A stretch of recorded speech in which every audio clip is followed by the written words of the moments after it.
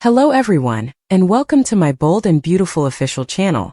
I hope everyone is having a wonderful day. Before we begin, please hit the subscribe button and give this video a thumbs up. When Dylan admits she ran down Luna, Electra promises to assist her. When the guy who ran down Luna got in touch with Electra, she was perplexed and Forrester recruited PR to handle the fallout. Will and Electra wonder in the design office who phoned her anonymously to report that they ran over Luna. She questions whether she should report this to the police, but he advises her to forget about it. Assuming it's a joke, Will advises her to block the number and consider their plans for tonight. When Dylan arrives with coffee after he leaves, she is working on her bangles. She longs for their coffee date after art camp. She received all of Electra's emails and texts, but she wasn't prepared to discuss that terrible day. Dylan apologizes for not being in touch, and has changed his phone number to avoid the media. She is unable to forgive herself for allowing the crazy person to enter the classroom. She didn't remember protocol. Electra reassures her that a fake origami expert tricked her. Dylan recalls being chained and gagged by Luna. Electra is proud of her while hating what she went through. She needed a buddy and someone to talk to, which is why Dylan came. She clarifies that she is a calm individual who would never intentionally harm somebody. The instructor acknowledges that she struck a person who was running on the road. Since then, she has been plagued by ghosts. The cops are aware that she ran over Luna after she called them. Electra reassures her that they can overcome this together, and that it was only a horrible accident. Katie's sisters at Forrester promise to support her in every way they can. Will is doing the best he can, she informs them. She is pleased that he has taken the initiative and wants to be a good father. She is thankful that he will eventually be able to have a child with someone he loves rather than a crazy person. Katie feels relieved that Luna has passed away. There was so much worse that could have happened. Donna tells her to calm down. Katie acknowledges that she has been under a lot of stress. She is appreciative of Electra's blessing in her son's life. Katie is constantly being told how burdened she has been. His aunts fuss over Will when he walks in. He arrived at work in order to divert his attention. Although he still doesn't fully understand everything, he has an excellent support system. Rich sorts Will's cloth swatches. He and his mother head to the showroom. In addition to hoping they can handle it, Donna and Brooke are wondering if Katie is truly cool with their hiring a PR staff. Nobody recovers like their sister, according to Donna. According to Brooke, their sister would do everything for their son. Ridge answers calls while Donna departs. Brooke expresses gratitude to him for his encouragement. Ridge believes Katie will notice that the PR firm was hired to lessen her workload. They had a sexual encounter. Katie concerns about her son returning so soon in the showroom. Will needs positive energy. After talking about his father, they move on to Electra. Will acknowledges that his girlfriend is a little alarmed over an odd text she received. It appeared to be a dull joke, but it wasn't a deep fake. He has advised Electra not to worry. Katie worries. According to her son, the communication was from someone who said they ran over Luna. The unexpected visitor to Steffi and Finn. While Deacon and Sheila Sharp deliver an invitation, the bold and the beautiful reveals that Steffi Forrester Finnegan and John Finn Finnegan will have an unexpected guest. Finn and Steffi will throw a small party at the Cliff House as B&B's special Thanksgiving episode begins. Having turkey with all the fixings on the Christmas table will excite Kelly Spencer and Hayes Finnegan. Taylor Hayes will join Steffi, Finn, Hayes and Kelly as they prepare to eat together since she will also be participating in the celebration. But in the end, an unexpected guest will arrive to make this Thanksgiving celebration even more memorable. Before Logan eventually arrives at the Cliff House, Ridge Forrester will undoubtedly enjoy an off-screen celebration. According to teasers on The Bold and the Beautiful, Ridge will sit down with Taylor, Finn, Steffi, and the children, making them all pleased to have him. Although Taylor was devastated when Ridge called off their engagement, she will always adore him as the father of her children. Once Ridge joins the Thanksgiving celebrations, Taylor won't have any trouble putting any residual grief aside. The group will take turns sharing their blessings for the year once they've all gathered around the table to dine. Sheila and Deacon will then have a surprise Thanksgiving party for themselves. As it happens, Daphne Rose and Carter Walton will be invited to dinner at Il Giardino by Deacon and Sheila. Given Sheila's reputation in the community, It is clear that Daphne and Carter are not very close to Sheila and Deacon. However, Carter, Daphne, Deacon and Sheila will all be able to unite with an attitude of appreciation during Thanksgiving. Sheila will be especially grateful because she thinks Taylor saved her marriage to Deacon. Deacon is making an effort to try again with Sheila, but he secretly harbors feelings for Taylor and will find it difficult to break their bond. According to teasers for The Bold and the Beautiful, Sheila shouldn't be aware of that illicit link for the time being, but if she learns more, problems might arise. Will Spencer's perception of Electra change?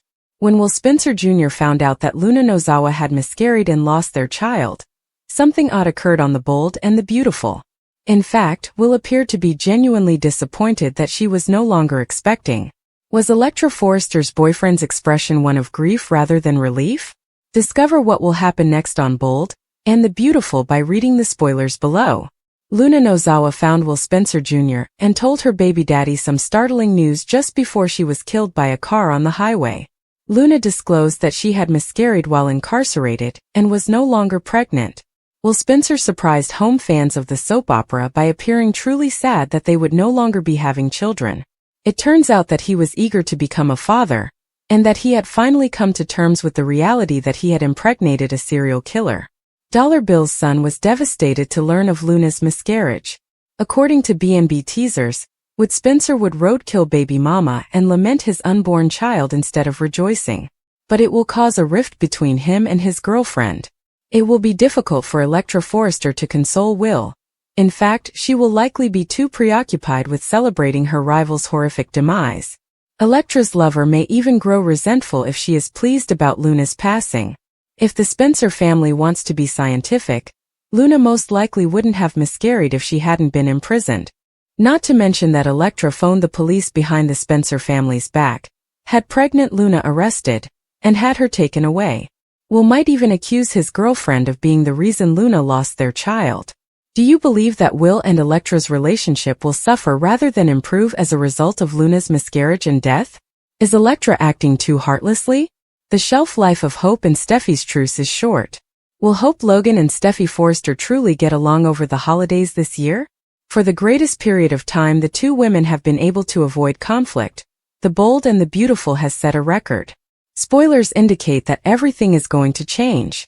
After Rich Forrester dumped Taylor Hayes for Hope's mother Brooke Logan, Catherine Kelly Lang, Hope and Steffi had been on excellent terms for some time, which is a miracle.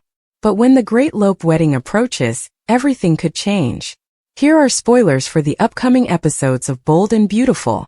The conflicts between Hope Logan and Steffi Forrester on the CBS soap opera have been extensively recorded over the years. Indeed, Dr. Finn, their parents' connections and Forrester creations have caused friction between Steffi and Hope. However, we haven't seen the two women fight about their shared ex-husband Liam Spencer in a long time. Since Steffi Forrester is legally a married woman, Liam Spencer's marriage to Hope shouldn't affect her. However, spoilers for Bold and Beautiful suggest that won't be the case. Instead, all the talk about the impending I-do's will start to annoy Steffi. According to some sources, she may even confess to Liam that she still has feelings for him, and that she is considering divorcing her husband. To ruin Hope's wedding, Steffi Forrester doesn't have to cheat on her husband, or have an affair with Liam. Her ex-husband values her viewpoint because she spent a lot of time with Liam when he wasn't on his deathbed. Steffi might just get in Liam's ear and make him reconsider getting married so quickly.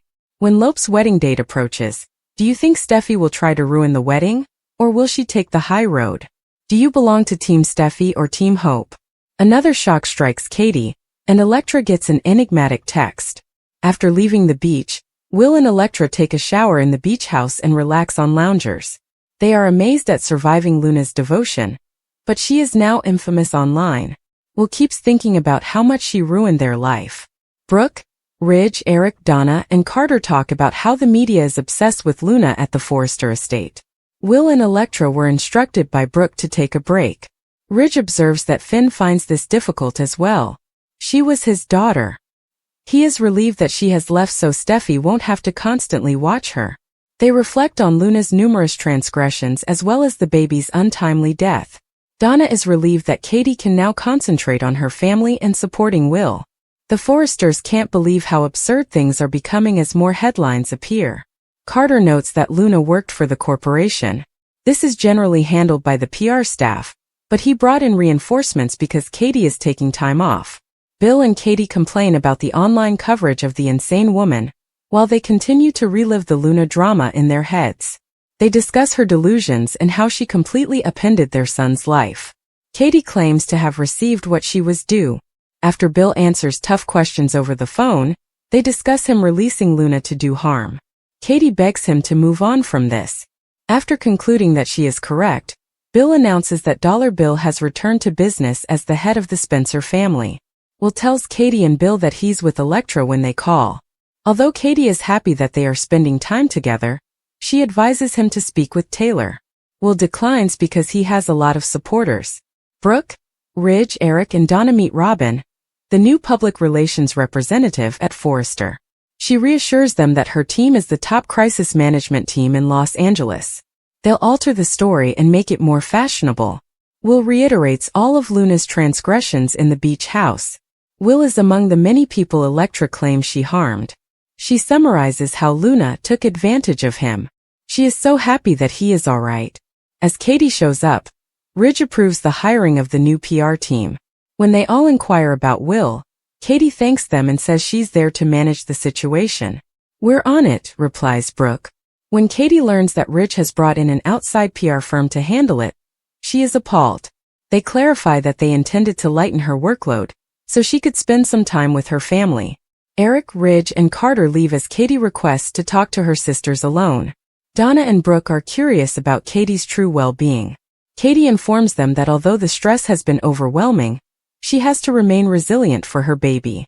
She is appreciative of the Logan sisters. They give each other hugs. Will apologizes for not being able to stop thinking about Luna, while pacing with his phone inside the beach home. Electra points out that the driver is still listed as anonymous in the reports. Will finds it unimaginable to be driving and have someone jump in front of you. Electra receives a message at that precise moment from someone posing as the person who ran over Luna. Why would they send her a text? The text to Electra that reads, "I'm the one that ran over Luna," appears on someone's phone screen in an unnamed place.